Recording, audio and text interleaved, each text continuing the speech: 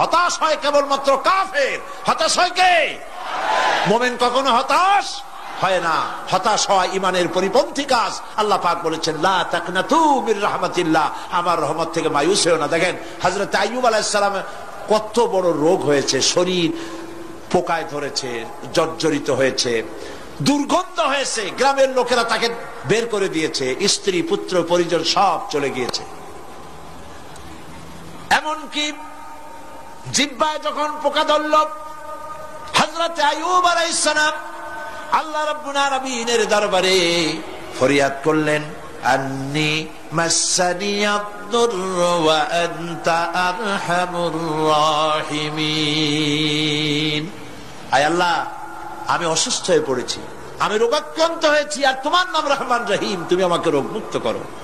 হযরত আইয়ুব আলাইহিস সালাম আল্লাহর দরবারে ফরিয়াদ করলেন, রব্বুল আলামিন সারা শরীরে পোকায় জর্জরিত হয়ে গেছে, এখন আমার জিহ্বায় পোকা ধরেছে, মাবুদ গো আমি তোমার কাছে ফরিয়াদ করি আমার জিহ্বায় পোকা দিও না, কারণ জিহ্বাটাও যদি নষ্ট হয়ে যায় তাহলে তোমার মতো আল্লাহর জিকির আমি কি দিয়া করব। হযরত আইয়ুব আলাইহিস সালাম আল্লাহ পাকের কাছে যখন এ ধরনের ফরিয়াদ জানালেন, রব্বুল আলামিন তাকে তার রোগ মুক্ত করে দিলেন, তার স্ত্রী পুত্র সব আল্লাহ রব্বুল আলামিন ফিরাইয়া দিলেন। সুবহানাল্লাহ।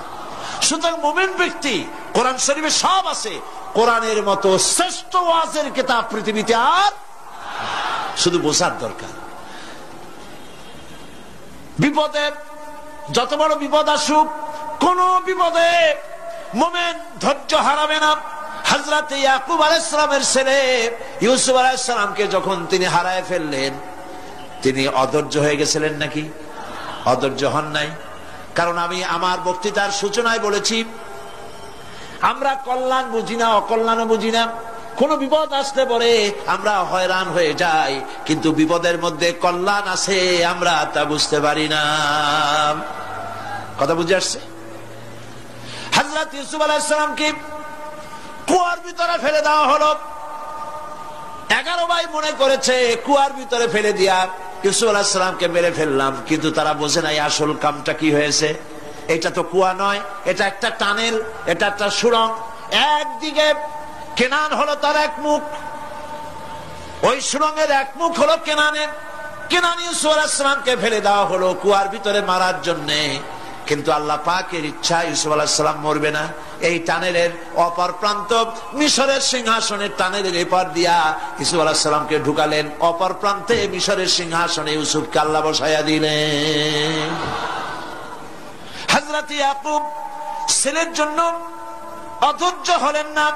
যখন তিনি খবর পেলেন ছেলে বাঘে খেয়ে ফেলেছে, তিনি তখন বলেছেন, ফাসাবুরুন জামিলুন আসাল্লাহু আইয়াত আইয়াতিয়ানি বিহিম জামিআ ইন্নাহু হুয়াল আলিমুল হাকীম।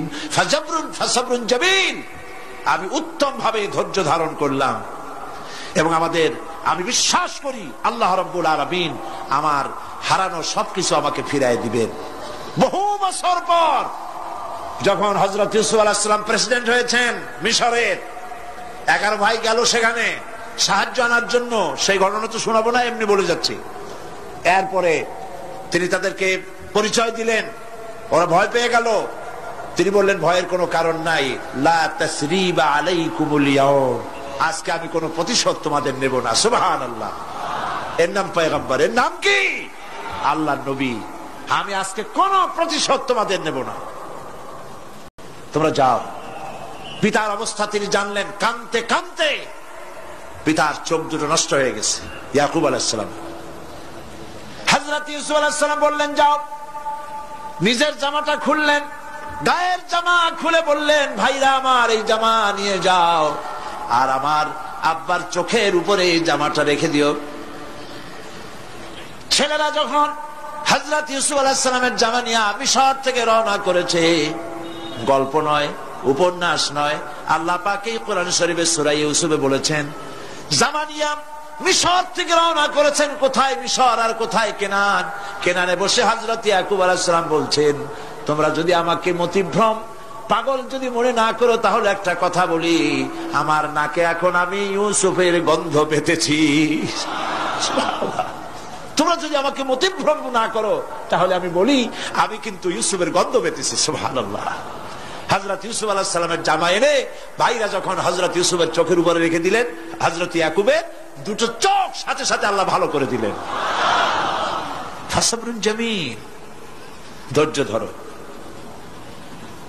ইমানদার ব্যক্তি আশার উপরে তার জীবন বাঁচে, কারণ যত বড় বিপদ আসুক না কেন আশ্রয় পাওয়ার একটা জায়গা আছে, তার নাম হলো আল্লাহ।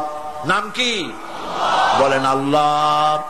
সবাই বলেন আল্লাহ আল্লাহ আল্লাহ আল্লাহ। হযরত ইউনূস আলাইহিস সালাম